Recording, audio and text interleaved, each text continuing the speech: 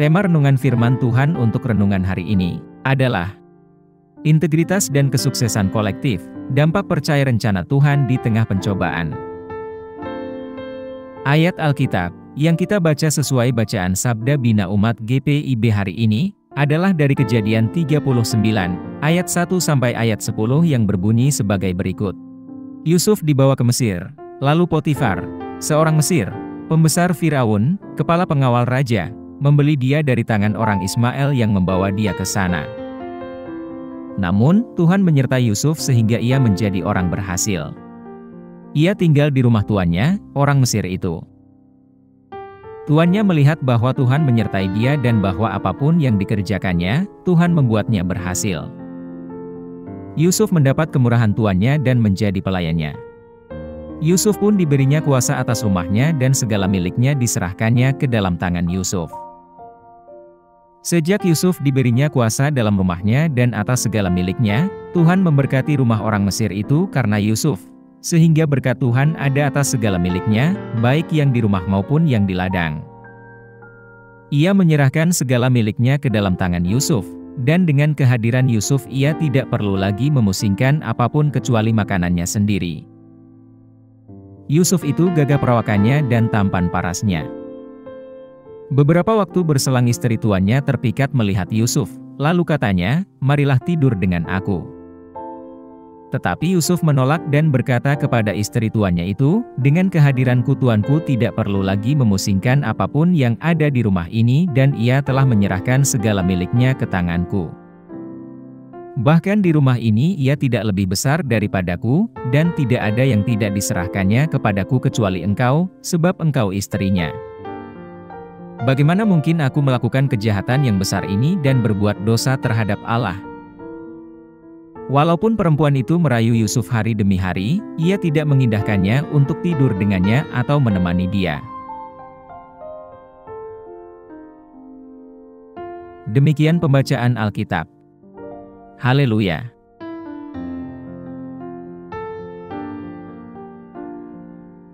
Saudara-saudari buah hati Allah, hari ini kita akan merenungkan satu bagian dari Alkitab, yaitu dari Kejadian 39, ayat 1 sampai ayat 10, yang menggambarkan momen penting dalam kehidupan Yusuf, salah satu tokoh kunci dalam kitab Kejadian. Untuk memahami bagian ini dalam konteksnya, penting untuk mempertimbangkan narasi yang lebih luas tentang kehidupan Yusuf, serta latar belakang sejarah dan budaya pada saat itu. Yusuf, putra ke-11 Yakub, dijual sebagai budak oleh saudara-saudaranya yang cemburu, karena Yusuf adalah anak yang paling disayangi oleh Yakub, ayah mereka. Yusuf dibawa ke Mesir sebagai budak belian, sebuah kerajaan dengan peradaban yang kuat dan maju pada saat itu, yang terkenal dengan kekayaan, budaya, dan struktur sosialnya yang canggih. Kedatangan Yusuf di Mesir menandai awal dari sebuah fase penting dalam hidupnya, dan juga bangsa Israel, yang ditandai dengan serangkaian cobaan dan kesuksesan pada akhirnya. Dalam Kejadian pasal 39 ini, Yusuf dibeli oleh Potifar, seorang perwira Firaun, dan kapten pasukan pengawal Firaun. Posisi Potifar menunjukkan bahwa ia adalah orang yang mempunyai pengaruh dan kekayaan besar, dan rumah tangganya besar dan kompleks, dengan banyak budak dan pembantu. Meskipun menjadi budak, Yusuf dengan cepat mendapatkan posisi yang dipercaya tuannya, dan diberi tanggung jawab besar di rumah Potifar. Keberhasilannya disebabkan oleh perkenanan dan penyertaan Tuhan, yang merupakan tema yang berulang dalam kisah Yusuf. Potifar menyadari kemampuan Yusuf, dan berkat Tuhan yang menyertainya, dan dengan demikian, Potifar menugaskan Yusuf untuk mengurus seluruh rumah tangga dan seluruh harta miliknya. Hal ini juga mau menunjukkan keterampilan administratif, dan integritas Yusuf yang luar biasa, yang merupakan inti dari karakternya. Bagian ini juga memperkenalkan konflik utama yang melibatkan istri Potifar. Dia menjadi tergila-gila pada Yusuf, dan berulang kali mencoba merayunya. Penolakan Yusuf untuk menyerah pada rayuannya, menunjukkan ketabahan dan integritas moralnya, yang didasarkan pada takutnya kepada Tuhan.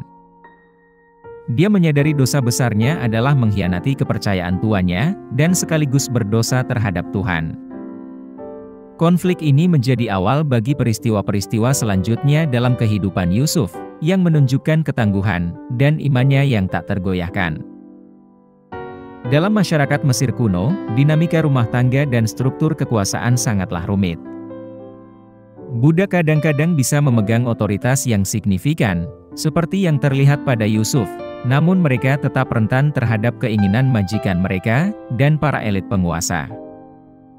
Tindakan istri Potifar mencerminkan interaksi yang kompleks antara kekuasaan, hasrat, dan norma-norma sosial dalam rumah tangga tersebut.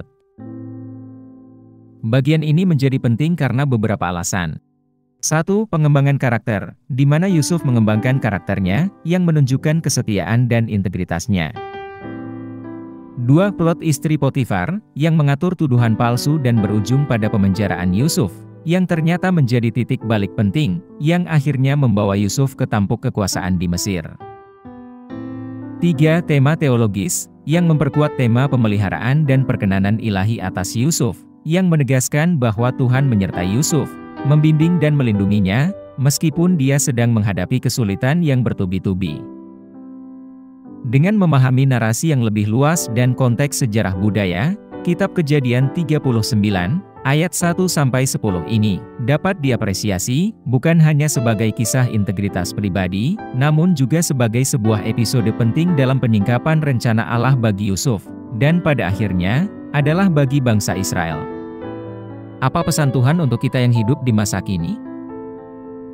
Pesan inti dari bacaan firman Tuhan bagi kita saat ini adalah, bahwa menjaga integritas dan kepercayaan pada rencana Tuhan, bahkan selama berada di dalam pencobaan, tidak hanya membawa kesuksesan pribadi, tetapi juga berdampak positif, di mana Tuhan ikut memberkati orang-orang di sekitar kita.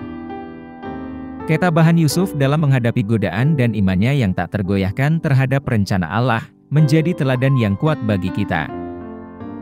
Meski dikhianati oleh saudara-saudaranya, dan menghadapi kecemburuan serta tuduhan palsu, integritas dan kesetiaan Yusuf membuahkan perkenanan dan penyertaan Tuhan, yang juga membawa kesuksesan bagi rumah tangga Potifar, bahkan di kemudian hari membawa kesejahteraan bagi bangsa Mesir, dan keselamatan bagi bangsa Israel. Narasi ini menunjukkan bahwa kepatuhan kita terhadap prinsip-prinsip Tuhan di tengah kesulitan kita, dapat menghasilkan berkat dan kesuksesan bersama dengan orang lain di sekitar kita. Apa yang harus kita terapkan dalam kehidupan kita sehari-hari? Pertama, kita harus menjaga integritas kita. Seperti Yusuf, kita harus menjunjung tinggi nilai-nilai moral dan integritas, bahkan ketika menghadapi situasi sulit atau godaan. Ini berarti bersikap jujur, dapat dipercaya, dan setia dalam kehidupan pribadi dan profesional kita. Kedua, percaya pada rencana penyelamatan Tuhan. Cobaan dan tantangan adalah bagian dari perjalanan kita. Dengan percaya bahwa Tuhan mempunyai rencana damai sejahtera bagi kita, kita dapat menemukan kekuatan dan ketekunan dalam menjalani pergumulan hidup kita. Ingatlah bahwa kesulitan yang kita alami dapat membentuk kita, dan mempersiapkan kita untuk mencapai tujuan yang lebih besar dalam kerajaan Allah. Ketiga, menjadi berkat bagi orang lain. Tindakan dan sikap kita mempunyai dampak yang signifikan terhadap orang-orang di sekitar kita. Dengan menghayati iman kita dengan penuh integritas, kita dapat menjadi sumber berkat dan dorongan bagi keluarga, komunitas, dan tempat kerja kita. Kesetiaan Yusuf mendatangkan kemakmuran bagi rumah Potifar. Demikian pula, kesetiaan kita dapat berdampak positif terhadap lingkungan kita. Keempat, berdoa terus-menerus dan mencari bimbingan Tuhan sangatlah penting. Melalui doa, kita dapat memperoleh kebijaksanaan dan kekuatan yang dibutuhkan untuk menghadapi cobaan dan menjaga integritas kita. Mari kita berdoa.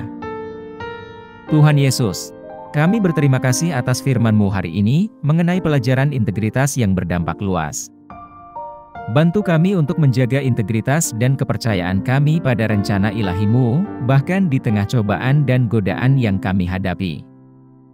Berikan kami kekuatan untuk bertahan, dan kebijaksanaan untuk menjadi sumber berkat bagi orang-orang di sekitar kami. Kami pohonkan doa ini dalam nama Yesus Kristus, Tuhan dan Juru Selamat kami. Amin.